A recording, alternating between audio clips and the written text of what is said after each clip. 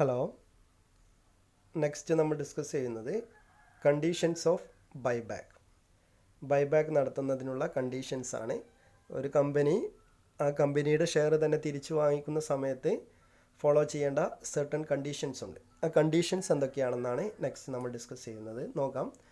First one, it should be authorised by its articles. കമ്പനിയുടെ articles authorise ചെയ്യണം.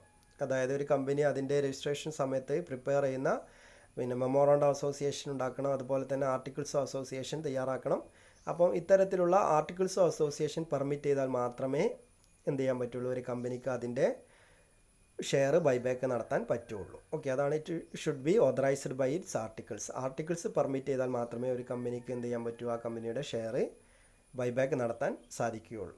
Second, A company pass A special resolution in the general മീറ്റിങ്ങിൽ എന്ത് ചെയ്യണം, ഒരു special resolution പാസ്സാക്കണം എന്നുള്ളതാണ് second condition പറയുന്നത്. A company pass A special resolution in the general meeting. കമ്പനിയുടെ general മീറ്റിങ്ങിൽ ബൈബാക്കുമായി ബന്ധപ്പെട്ട ഒരു സ്പെഷ്യൽ റെസൊല്യൂഷൻ പാസ്സാക്കിയതിന് ശേഷം മാത്രമേ ഒരു കമ്പനിക്ക് ആ കമ്പനിയുടെ ഷെയർ ബൈബാക്ക് നടത്താൻ പറ്റൂ. മറ്റൊന്ന്, the buyback does not exceed 25% of the paid up share capital and free reserve of the കമ്പനിയുടെ കയ്യിലുള്ള ഫ്രീ റിസർവിൻ്റെയും അതുപോലെ തന്നെ പെയ്ഡ് അപ്പ് ഷെയർ ക്യാപിറ്റലിൻ്റെയും 25% കൂടാൻ പാടില്ല ബൈബാക്ക് നടത്തുന്നത് എന്നുള്ളതാണ്. ഓക്കെ, അപ്പോൾ കമ്പനിയുടെ മൊത്തം പെയ്ഡ് അപ്പ് ഷെയർ ക്യാപിറ്റലിൻ്റെയും അതുപോലെ തന്നെ ഫ്രീ റിസർവിൻ്റെയും 25% കൂടുതൽ ഒരു കമ്പനിക്ക് എന്ത് ചെയ്യാൻ പാടില്ല, ബൈബാക്ക് നടത്താൻ പാടില്ല. അങ്ങനെയൊക്കെ സംഭവിച്ചു കഴിഞ്ഞാൽ നമ്മൾ പറഞ്ഞല്ലോ, അതിൻ്റെ ഡേഞ്ചേഴ്സ് ആയിട്ടുള്ള കുറേ കാര്യങ്ങൾ പറഞ്ഞില്ലേ. അതിൻ്റെ പ്രൈസിൽ മാനിപ്പുലേഷൻ നടത്തും, അതുപോലെ തന്നെ മൈനോറിറ്റി ഷെയർ ഹോൾഡേഴ്സിന് അവരുടെ പൊസിഷൻ നഷ്ടപ്പെടും, അതുപോലെ തന്നെ ഇൻസൈഡർ ട്രേഡിങ്ങിനുള്ള കാരണമാവും. ഇങ്ങനെയുള്ള കുറേ ഡേഞ്ചേഴ്സ് ആയിട്ടുള്ള കണ്ടീഷൻസ് ഉണ്ട്. അപ്പോൾ ആ കണ്ടീഷൻസ് വരാതിരിക്കാൻ കാരണങ്ങളുണ്ട്. ആ കാരണങ്ങളൊന്നും സംഭവിക്കാതിരിക്കാൻ വേണ്ടിയിട്ടാണ് എന്ത് ചെയ്യുന്നത്, ഒരു റെസ്ട്രിക്ഷൻ ഇവിടെ ഉണ്ടാവുന്നത്. Buyback does not exceed 25% of the paid up share capital and free reserve of the കമ്പനിയുടെ ഫ്രീ റിസർവിൻ്റെയും അതുപോലെ തന്നെ പെയ്ഡ് അപ്പ് ഷെയർ ക്യാപിറ്റലിൻ്റെയും 25% കൂടാൻ പാടില്ല ബൈബാക്ക് നടത്തുന്നത് എന്നുള്ളത്.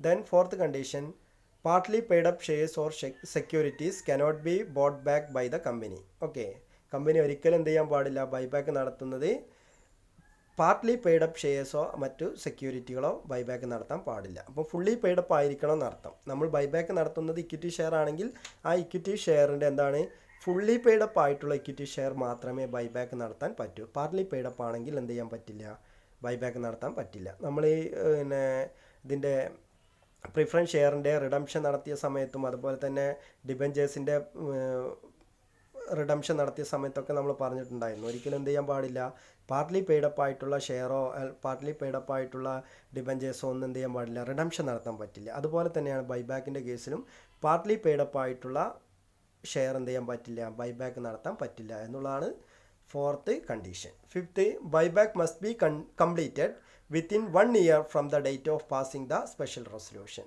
ഇതിൻ്റെ സെക്കൻഡ് കണ്ടീഷൻ നമ്മൾ പറഞ്ഞിട്ടുണ്ടായിരുന്ന എന്താണ്, ഒരു കമ്പനിക്ക് ഒരു സ്പെഷ്യൽ റെസൊല്യൂഷൻ പാസ്സാക്കിയതിന് ശേഷം മാത്രമേ, ജനറൽ മീറ്റിങ്ങിൽ ഒരു സ്പെഷ്യൽ റെസൊല്യൂഷൻ പാസ്സാക്കിയതിന് ശേഷം മാത്രമേ ബൈബാക്ക് നടത്താൻ പറ്റൂ എന്ന് നമ്മൾ പറഞ്ഞിട്ടുണ്ടായിരുന്നു. അങ്ങനെ ഒരു ജനറൽ മീറ്റിങ്ങിൽ ഒരു സ്പെഷ്യൽ റെസൊല്യൂഷൻ പാസ്സാക്കി കഴിഞ്ഞാൽ ആ സ്പെഷ്യൽ റെസൊല്യൂഷൻ പാസ്സാക്കിയ ഡേറ്റ് മുതൽ വിത്തിൻ 1 year, ഒരു വർഷത്തിനകത്ത് തന്നെ ബൈബാക്ക് എന്ത് ചെയ്യണം, കംപ്ലീറ്റ് ചെയ്തിരിക്കണം. ഓക്കെ, അപ്പോൾ നമ്മൾ 1 January ഒരു സ്പെഷ്യൽ റെസൊല്യൂഷൻ പാസ്സാക്കി നമ്മൾ ഇപ്രാവശ്യം ഒരു 2 ലക്ഷം രൂപയുടെ ഷെയർ ബൈബാക്ക് നടത്തും. അങ്ങനെ ഒരു സ്പെഷ്യൽ റെസൊല്യൂഷൻ January 1 പാസ്സാക്കിയിട്ടുണ്ട് എങ്കിൽ December 31 ആകുമ്പോഴേക്കും എന്ത് ചെയ്യണം, ബൈബാക്ക് കംപ്ലീറ്റ് ചെയ്തിരിക്കണം. ഓക്കെ, വിത്തിൻ 1 year എന്നാണ് പറയുന്നത്. 1 yearനകം ബൈബാക്ക് കംപ്ലീറ്റ് ചെയ്തിരിക്കണം. Then sixth condition, after completing the buyback A company cannot issue same kind of shares or security for a period of 24 months. ഒരു company buyback നടത്തി കഴിഞ്ഞാൽ, ഒരു share buyback നടത്തി കഴിഞ്ഞാൽ അതേപോലുള്ള ഷെയറോ മറ്റു സെക്യൂരിറ്റികളോ 24 monthsന് ഇടയിൽ വീണ്ടും ഇഷ്യൂ ചെയ്യാൻ പാടില്ല. ഓക്കെ, അപ്പോൾ നമ്മളിപ്പോൾ ഒരു പ്രിഫറൻസ് ഷെയർ ആണ് റിഡംഷൻ നടത്തുന്നതെന്ന്, ബൈബാക്ക് നടത്തുന്നതെന്ന് വിചാരിക്കാം. അപ്പം 9% പ്രിഫറൻസ് ഷെയർ, നമ്മളൊരു പർട്ടിക്കുലർ പ്രിഫറൻസ് ഷെയർ ആണ് റിഡംഷൻ നടത്തുന്നതെന്ന് വിചാരിക്കുക. അപ്പോൾ ഇനി അതേ 9% പ്രിഫറൻസ് ഷെയർ എന്ന് പറഞ്ഞുകൊണ്ട് വീണ്ടും അതേ ഒരു പ്രിഫറൻസ് ഷെയർ നമ്മൾ എന്ത് ചെയ്യാൻ പാടില്ല, റിഡംഷൻ നടത്താൻ പറ്റില്ല എന്നർത്ഥം.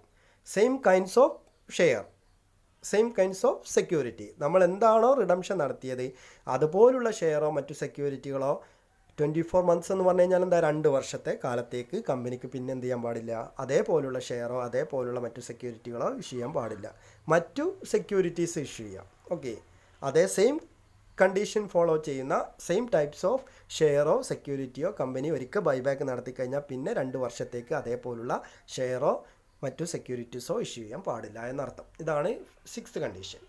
ദെൻ 7th കണ്ടീഷൻ പറയുന്നത് money borrowed from banks or financial institution cannot be utilised for the purpose of buyback.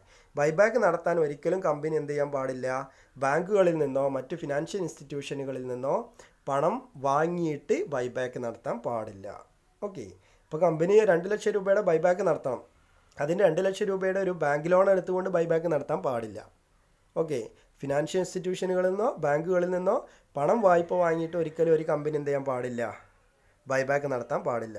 Buyback നടത്തണമെങ്കിൽ കമ്പനിയുടെ കയ്യിൽ എന്ത് വേണം, ഫ്രീ റിസർവ് വേണം, അതല്ലെങ്കിൽ സെക്യൂരിറ്റി പ്രീമിയം അക്കൗണ്ടിൽ പണം വേണം, അതല്ലെങ്കിൽ എന്ത് ചെയ്യണം, നമ്മൾ പറഞ്ഞു issue of new shares or security, പുതിയ ഷെയറോ പുതിയ സെക്യൂരിറ്റീസോ ഇഷ്യൂ ചെയ്തുകൊണ്ട് ബൈബാക്ക് നടത്താം. ഇങ്ങനെ 3 സോഴ്സേ ഉള്ളൂ.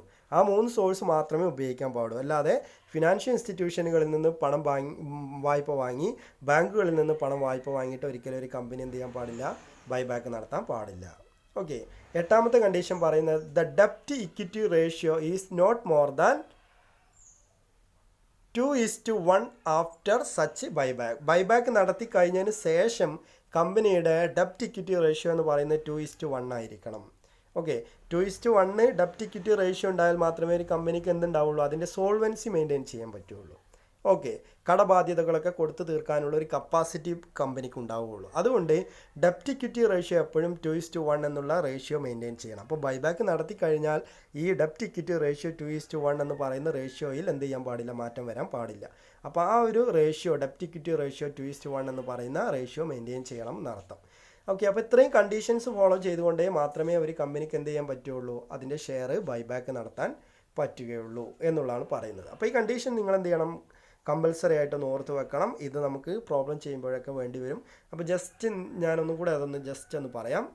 ഒന്ന്, it should be authorised by its articles. ഇതിൻ്റെ ആർട്ടിക്കിൾസോ അസോസിയേഷൻ പെർമിറ്റ് ചെയ്താൽ മാത്രമേ ബൈബാക്ക് നടത്താൻ പറ്റൂ.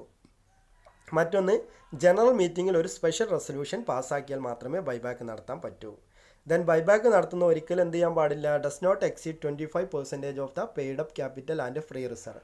ഫ്രീ റിസർവിൻ്റെയും പെയ്ഡ് അപ്പ് ഷെയർ ക്യാപിറ്റലിൻ്റെയും 25% കൂടാൻ പാടില്ല. മറ്റൊന്ന്, പാർട്ട്ലി പെയ്ഡ് അപ്പ് ഷെയറോ സെക്യൂരിറ്റീസോ ബൈബാക്ക് നടത്താൻ പറ്റില്ല. Then buyback must be completed within 1 year from the date of passing special resolution. Special resolution പാസ്സാക്കി കഴിഞ്ഞ് വിത്തിൻ 1 year, 1 വർഷത്തിനകത്ത് ബൈബാക്ക് കംപ്ലീറ്റ് ചെയ്തിരിക്കണം. ദെൻ മറ്റൊന്ന്, after completing the buyback the company cannot issue same kinds of shares or securities. Okay, ഒരിക്കൽ buyback നടത്തിയ അതേ ഷെയറോ സെക്യൂരിറ്റിയോ വീണ്ടും കമ്പനിക്ക് എന്ത് ചെയ്യാൻ പാടില്ല, 2 വർഷത്തിനിടയ്ക്ക് ഇഷ്യൂ ചെയ്യാൻ പറ്റില്ല. പിന്നെ ബാങ്കുകളിൽ നിന്നോ മറ്റു ഫിനാൻഷ്യൽ ഇൻസ്റ്റിറ്റ്യൂഷനുകളിൽ നിന്നോ പണം വാങ്ങിയിട്ട് എന്ത് ചെയ്യാൻ പാടില്ല, ഒരു കമ്പനി ബൈബാക്ക് നടത്താൻ പാടില്ല. പിന്നെ ഡെപ്റ്റ് ഇക്വിറ്റി റേഷ്യോ എന്ത് ചെയ്യണം, നോട്ട് മോർ ദാൻ 2:1. 2:1 എന്നുള്ള ഡെപ്റ്റ് ഇക്വിറ്റി റേഷ്യോ എന്ത് ചെയ്യാൻ പാടില്ല, അതിൽ കൂടാൻ പാടില്ല. ആഫ്റ്റർ ബൈബാക്കാണ്. ബൈബാക്കിന് ശേഷം ഒരിക്കലും എന്ത് ചെയ്യാൻ പാടില്ല, ഡെപ്റ്റ് ഇക്വിറ്റി റേഷ്യോ 2:1 എന്നുള്ള റേഷ്യോയിൽ കൂടാൻ പാടില്ല. ആ റേഷ്യോ മെയിൻറ്റെയിൻ ചെയ്യണം. ഇങ്ങനെ 8 കണ്ടീഷൻസാണ് ബൈബാക്ക് ചെയ്യുമ്പോൾ നമ്മൾ ഫോളോ ചെയ്യേണ്ടത്. ഓക്കെ, അപ്പോൾ ഇന്ന് ഇത്രയും മാത്രമേ പറയുന്നുള്ളൂ. 2 കാര്യമേ ഉള്ളൂ, വളരെ കുറച്ച് മാത്രമേ പറഞ്ഞിട്ടുള്ളൂ. അപ്പോൾ ഇതിൻ്റെ എല്ലാം നോട്ട് കൃത്യമായിട്ടും നിങ്ങൾ പ്രിപ്പയർ ചെയ്തിട്ട് ഇന്ന് 9 മണിക്ക് നമ്മൾ കഴിഞ്ഞ ക്ലാസ്സിൽ പറഞ്ഞ പോലെ 9 മണിയാകുമ്പോഴേക്കും സെൻഡ് ചെയ്യണം. ഈ കഴിഞ്ഞ ക്ലാസ്സിൽ ഞാൻ കൃത്യമായിട്ട് നിങ്ങൾ നോക്കിയപ്പോൾ 17 പേരാണ് എന്ത് ചെയ്തിട്ടുള്ളത്, നോട്ട് സബ്മിറ്റ് ചെയ്തിട്ടുള്ളൂ. നിങ്ങളുടെ ക്ലാസ്സിൽ ഏകദേശം 56 57 എത്ര കുട്ടികളാണ്, 58ഓളം കുട്ടികൾ ഉണ്ടെന്നാണ് ഞാൻ മനസ്സിലാക്കുന്നത്. അതിനകത്ത് ഏകദേശം 17 പേരാണ് നോട്ട് സബ്മിറ്റ് ചെയ്തിട്ടുള്ളത്. അപ്പോൾ അവർക്ക് മാത്രമേ അറ്റൻഡൻസ് ഉണ്ടായിരിക്കുകയുള്ളൂ. കൃത്യമായിട്ട് നോട്ട് സബ്മിറ്റ് ചെയ്തെന്ന് നോക്കിയിട്ട് തന്നെയാണ് അറ്റൻഡൻസ് മാർക്ക് ചെയ്യുന്നത്. അപ്പോൾ ഇന്ന് നമ്മൾ ഇവിടെ ക്ലോസ് ചെയ്യുകയാണ്. ഇത്ര മാത്രമേ പറഞ്ഞിട്ടുള്ളൂ. ആകെ 2 കാര്യം, സോഴ്സസ് ഓഫ് ബൈബാക്കും കണ്ടീഷൻസ് ഓഫ് ബൈബാക്കും. അടുത്ത ദിവസം നമുക്കിതിൻ്റെ പ്രോബ്ലം ഏരിയയിലേക്കാണ് കടക്കേണ്ടത്. അപ്പോൾ തിയറി ഭാഗം ഇത്രയാണ്. അപ്പോൾ ഇതിവിടെ നമുക്കൊന്ന് ക്ലോസ് ചെയ്യാം. നോട്ട് 9 മണിക്ക് ആകുമ്പോഴേക്കും സബ്മിറ്റ് ചെയ്യാം. Okay, thank you.